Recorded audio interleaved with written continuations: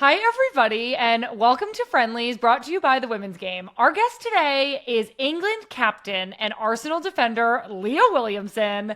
Yes, you heard me. Leah is truly remarkable, not only as a player, but as a well-rounded and incredibly inspiring person. I am so blown away by everything she challenges herself to off the field, to the leadership that she brings her teams on the field. In this interview, I even asked her about her style icons, which personally, I just really needed some help. So you're all going to want to stick around to the end of the interview to hear that answer. I know that I was taking notes on the side. Leah is honestly so amazing. I know I'm just gushing over her, but I can't wait for you all to hear this interview. In case you haven't heard yet, Good Vibes is back. Becky and I dropped an episode on Tuesday, and we covered all things NWSL Summer Cup and even the upcoming CONCACAF Champions Cup, plus Landon Donovan as the new San Diego Wave head coach. We even answered an email from Evelyn about what type of bread we are. I got a little bit too excited and I couldn't make up my mind, but it did inspire me to make some cornbread today, so I'm really, really happy about that. I'm also in New York this week, everybody. We had a live show with Chelsea last night, and I'm going to the Gotham versus Portland game on Saturday to cheer on Lynn and Becky. Such a fun, busy New York week with my friends. I'm really, really excited about my travels and getting to see everybody. Before we get to Leah, here is a quick email that I wanted to share from Mandy. Mandy says, "Dear Scram and Reba, Sam, you always call Becky Reba, and we just learned in your conversation with Esme Morgan that you were a part of the Scraw crew at Man City." If you don't know what she's talking about, you'll just have to go back and listen to the interview with Esme. Mandy says, "I don't think we've heard nicknames for Lynn. Does she have any other than the one we have for her at our house, which is Clutch? Also, do you think Emma Hayes is the real life Ted Lasso?" So many great questions, Mandy. Mandy's from Portland, Oregon. I can't believe you've never heard me call Lynn anything besides Lynn. I call her Lean. I call her Lioness. I call her Linnifred. I call her all sorts of things. So Lynn definitely has a lot of nicknames, but Scrollin doesn't really roll off the tongue very easily, so she didn't really get that one. And then, do I think Emma Hayes is the real life Ted Lasso? I don't really know. No. I feel like in some ways, she's super inspiring and seems like she would be really great to be around, but I feel like Ted Lasso is a Midwestern male football coach, and Emma Hayes is just kind of has a different vibe from that. But I think it's a really funny comparison, and we need more of both of them in our lives. So I'm happy to hear from Emma Hayes or Ted Lasso anytime. Thank you so much for writing in, Mandy. Such fun questions. And it really is so fun to hear from all of you. So please keep the emails coming. You can write to me at womensgamemib@meninblazers.com. Please send questions, send suggestions, guests you want to see. I'm reading them all. Also, if you're watching this on YouTube, please hit that subscribe button and turn on your notifications so that you don't miss anything from the Women's Game. All right, everyone, here is the interview with Leah Williamson.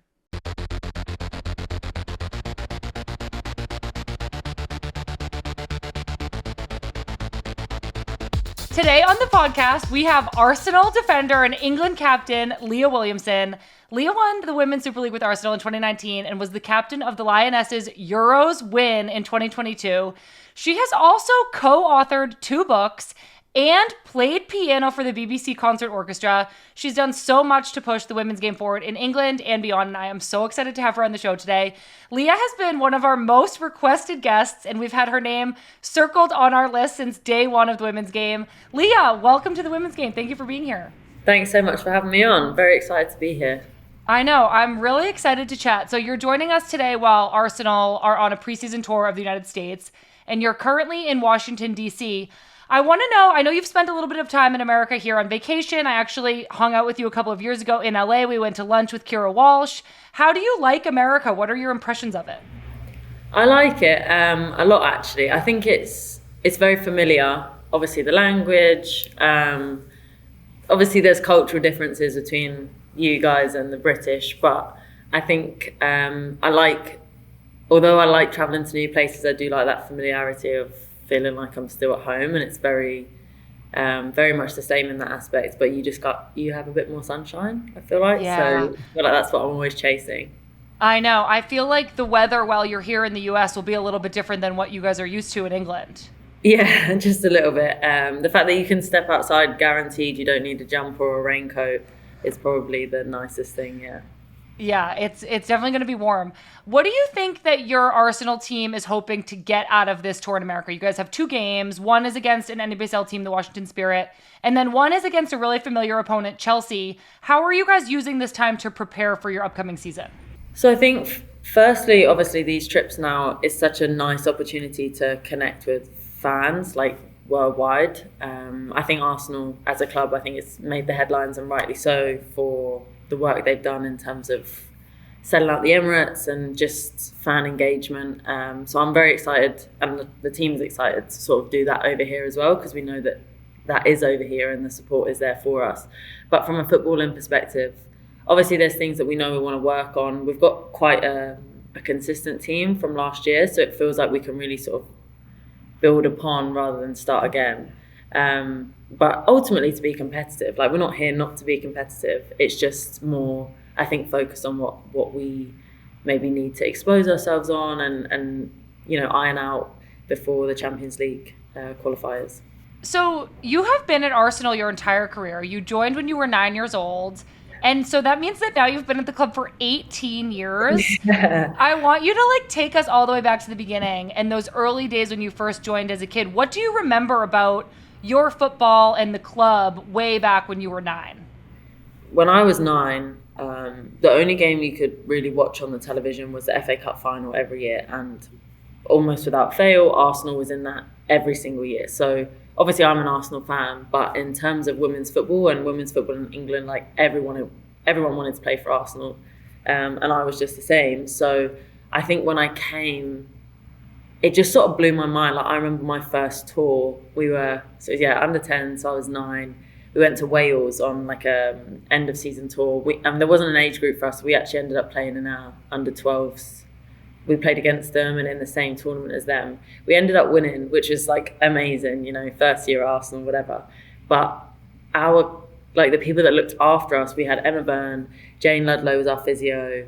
The first team were with us. It was, I don't know, I just thought this was everything that I thought it was going to be, Your youth team felt connected to the senior part of the club. Yeah, it was just everyone was involved in everything. And I think the nature of the game, in terms of it not being fully professional, so they all worked somehow within the club, and yeah, they came away with us and chaperoned us, did physio, goalkeeper coach, they were just involved with us all the time. So in terms of being a kid and coming in and wanting to be part of everything that was Arsenal, I felt like I got such a good experience of that early on. Yeah, for sure. Well, fast forward a little bit, and when you made your debut for Arsenal one day after your 17th birthday, you replaced Arsenal and England legend Rachel Yankee for the last 10 minutes or so of a Champions League quarterfinal. Yeah. Can you take us back to that moment? You're standing on the sideline, you're about to come on for your debut, you're replacing a legend. Do you remember what was going through your mind, how excited you were? I just remember thinking, I really wish I'd done this before I turned 17. In my head, it was a day too late. Making your Arsenal debut would have been great. There was times, I remember coming on the FA Cup final 6 months after, or maybe not even 6 months, maybe a couple of months after that. And I just kept retying my shoelaces because I was I'm so nervous. I'd rather just not. I'm actually okay here. But I remember that day thinking I need the ball to go out because it feels so close, and I just want to tick this box basically that day for me, to make it into the first team. But we were losing, so I remember thinking just don't mess up, try your best and just don't mess up. Yeah. I remember one of my first caps with the national team. I was sitting on the bench and I went and did my warm up or whatever. And then Jill Ellis waved me down and I sprinted to the midfield line to sub in. And I forgot my shin guards. I had left them by the bench. And Jill's face when I had to run back and get them, I will never forget the shame because I wasn't ready, but I needed to be ready so bad. So it's equal parts stress and you just need to do good when you sub into moments like that. I want to talk about how much the women's game has exploded in England, particularly since your Lionesses team won the Euros in 2022. In terms of Arsenal, Arsenal have always been really ahead of the curve in terms of professionalism and leading the charge in England for women's football. What is it about the club, and you kind of touched on this, that there's like a great connection amongst the ranks, but what sets Arsenal apart from other women's football organizations in England? Obviously, you have to always be conscious of not, you can keep one eye on the past, but you don't like look behind the whole time. But I do think that having been the first sort of team that, well, not the first, but that team after the ban was lifted that really just like invested and sort of decided they were going to try and win and then subsequently won everything for a long, long time. I think that is a real motivation for the club because you almost owe it to that generation, but also you want to be known as that. It's a big thing that the club is proud of, that they were that force for so long. And don't get me wrong, we want the whole game to grow. Like you don't want that. You don't want one team just and not having nobody else sort of really competing year upon year. But I think the way that they value where we've been and where we want to go to, and it's this whole sort of collaborative approach. Like I can't tell you how involved everybody is. Like I know, by face and name, a lot of the behind the scenes, as we would call them, people that sell the tickets, that decide what the marketing strategy is going to be. We're all very much, it's like a movement. You know what I mean when I say that, is it feels like a movement rather than because everyone's doing something for the first time and somebody has to be old enough to do it. So why not be us? Right. Yeah. It sounds like everybody in the club is really dedicated and committed to moving the game forward. It's not just a job. It's like people are really passionate about it. And you mentioned the ban and how Arsenal was one of the first clubs to really respond to the ban being lifted. Can you just tell our listeners a little bit more about that and what that means? Yeah. So for 50 years in England, and it was lifted in 1971. I'm so sure that's right, but I just had to panic.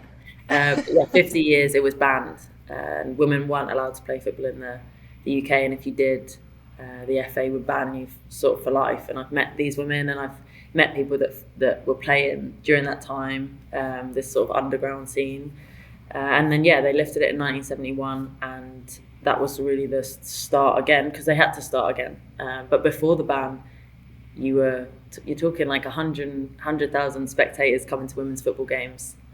So yes, we had to start from scratch, but it's always been there, and we didn't really go away. They just couldn't play sort of proudly. And then the ban was lifted, and women's football's just been on like this sort of trajectory since. And then since 2022, it's just gone boom, basically.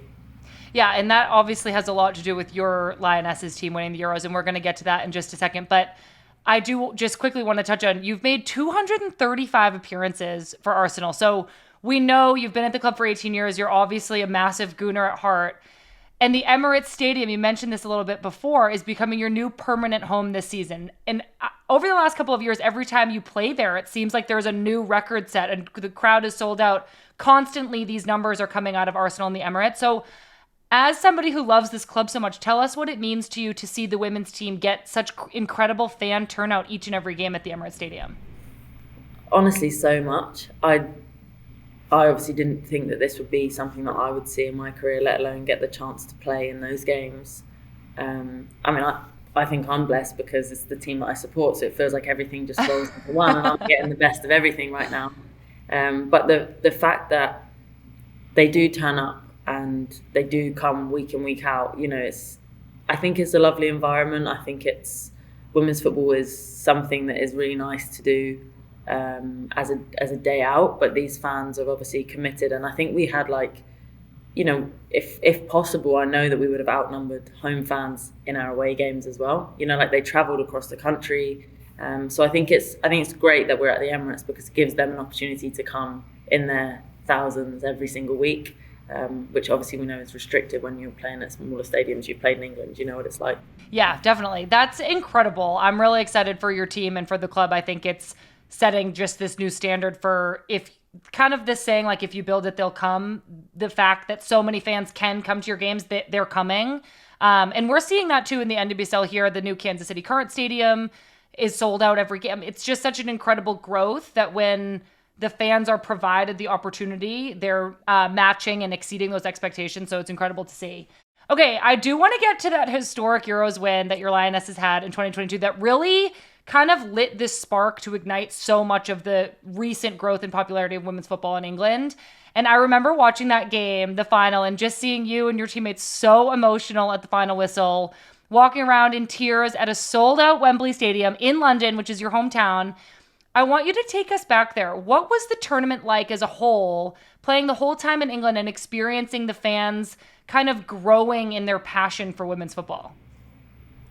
When I think back to it, sometimes I'm like, do I think it's bigger in my head than what it actually was? Like, why does it feel so different? I've won trophies or things have happened before, but it just feels so different when I think to that specific moment. And I think it was the whole thing. It's very rare that you're involved in something and you know what's actually happening at the same time. Like, we were very much, don't get me wrong, in terms of performance, we knew nothing. Like, we blocked it all out, and you don't listen to comments or whatever about the pitch.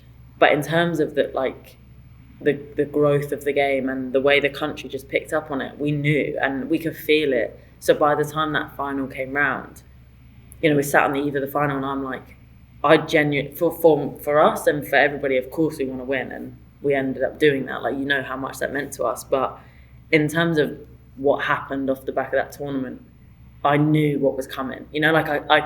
I don't think anything has surprised me since. The only thing that surprised me is this, like, the sustainability of it. But in terms of the interest and the, all these girls picking up a football afterwards and people's perception being changed and the respect being put on our team as a women's footballer, it's like I say, it was lovely to experience, because I remember feeling the shift the whole way through. It wasn't like we just finished the tournament, came back, and then everything was different.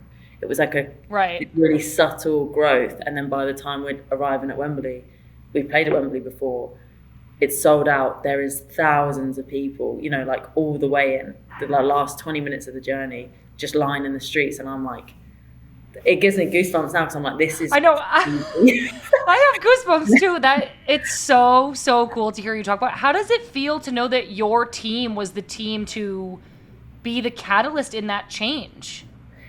I say this all the time. I'm like, I am so grateful for being part of this generation of footballers. And obviously, I've struggled with my injuries over the years. So for me to be at that tournament, I remember when it kicked off, me just thinking, this is fantastic. Like, for me as a person, I'm so happy to be here. And now when I look back, I'm like, to be part of that team and to say that you were part of that team is really just the biggest blessing.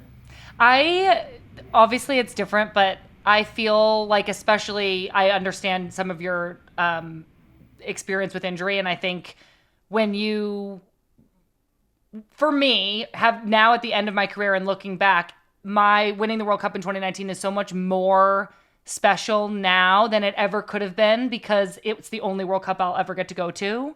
And so I think that just knowing that those things don't come around all the time, the opportunity to play a Euros at home in England, be on the team that wins it, that changes everything in England for women's football, like, that will only get more and more special as you go forward. I hope so.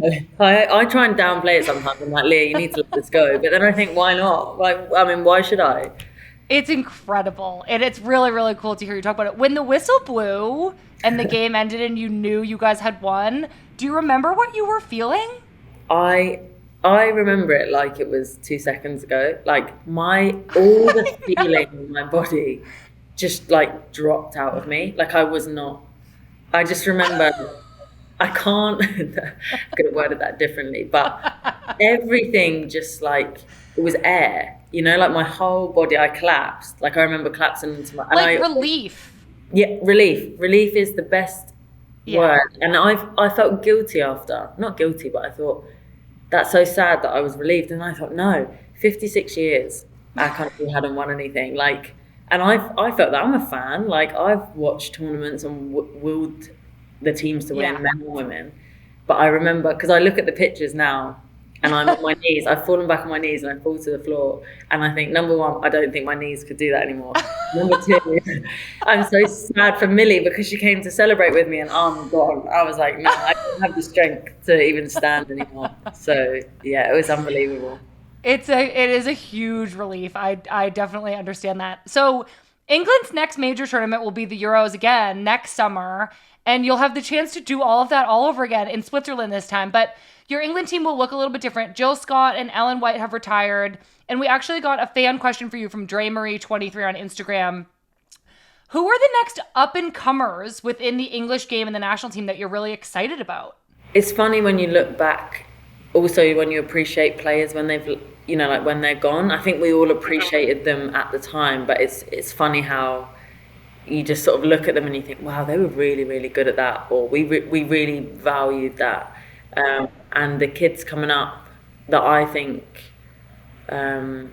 like we've seen recently, we had like Jess Naz and Aggie Beaver-Jones. I wish I was like that as a kid, like when they were the most recent debutantes for England, but the tenacity and like the way they put themselves about in training, and it's like I wanted to play for England so badly, but they like Aggie, me and her have a battle because she's always up against me as a striker, and I'm like, you want to play for England, like you really, really want to be in this team.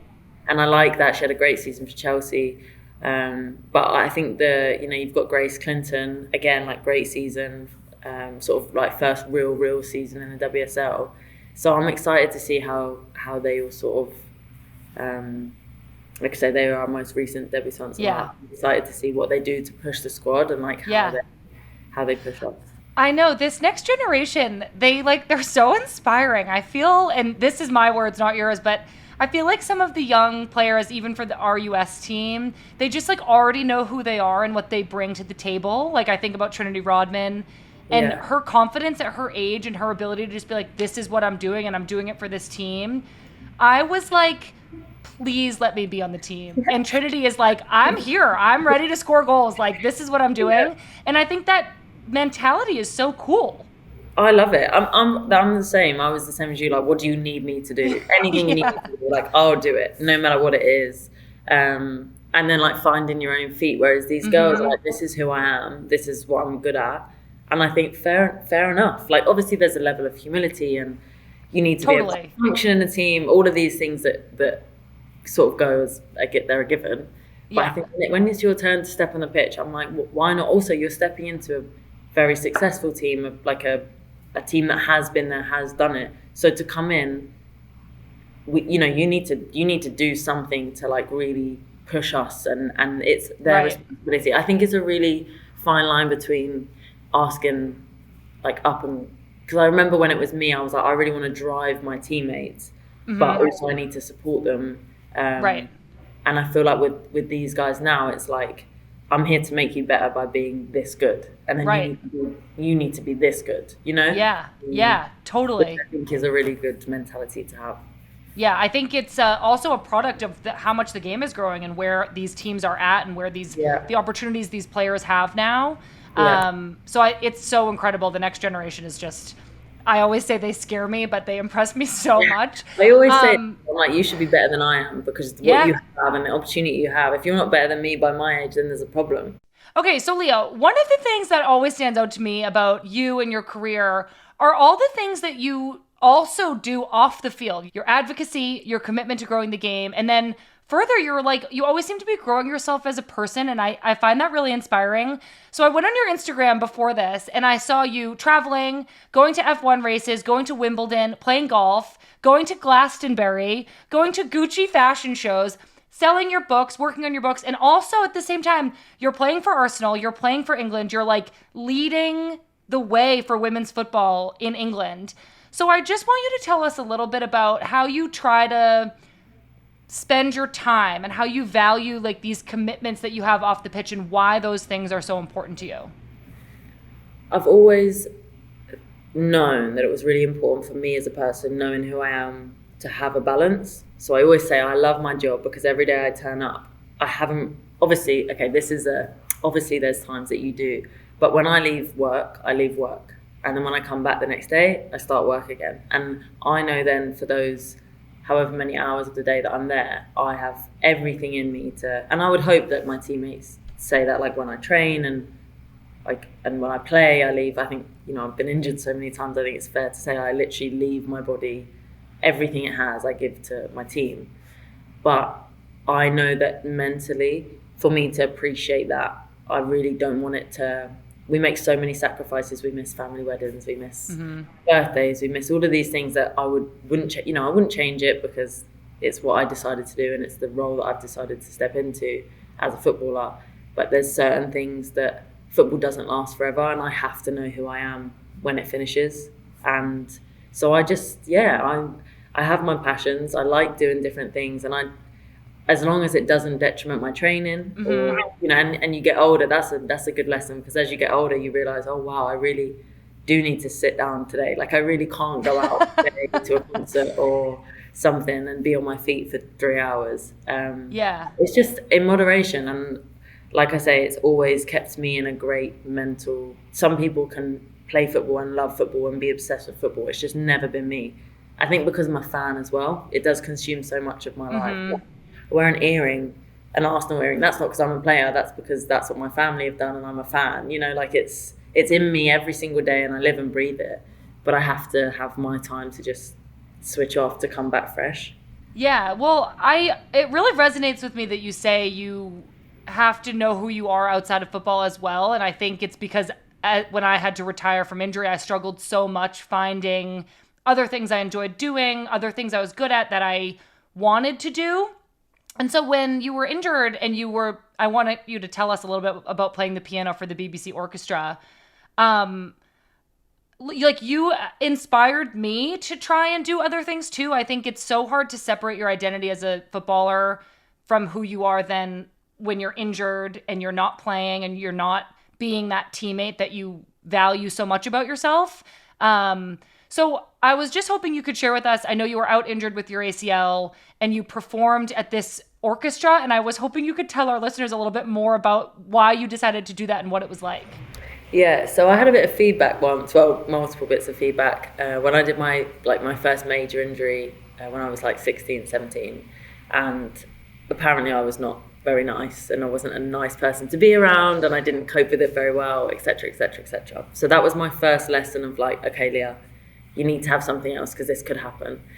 So I got to the stage of my ACL rehab, and I just was so bored. I can't tell you how, like, I was just so bored. Every day I came in, I was like, I'm bored. I need something. And you can't rush an ACL. So it wasn't like I could do anything at football. So then this opportunity came about I got challenged, a dare basically, to learn to play the piano in 6 weeks and then perform at the end of it with the concert orchestra at the BBC. So I said yes. Me and my piano teacher became best friends. I've seen him like most nights of the week. Literally, learned to play and like really play, like pedal and everything. And then turned up to do this thing, which is, I cannot tell you, it was 10 times. It was just a studio. First of all, I got told it was like 30-piece orchestra, and it was like 60. But I turned up and walked into this room. My family had surprised me. I didn't know they were coming. They were all in the back as well. My friends were there. And then I can't tell you how nerve-wracking it was. And it just gave me the biggest sort of like rush of adrenaline. I just wanted to feel something. And it did it. And it was one of the best things I've ever done in my life, I'd say, for sure. I have like so many questions, but I'm going to try to keep it short. Did you do the performance like perfectly? Like, did you nail it? No, so the first, they said to me, so I walked in and I thought we would just like, we'd get it right at some point. It wasn't live.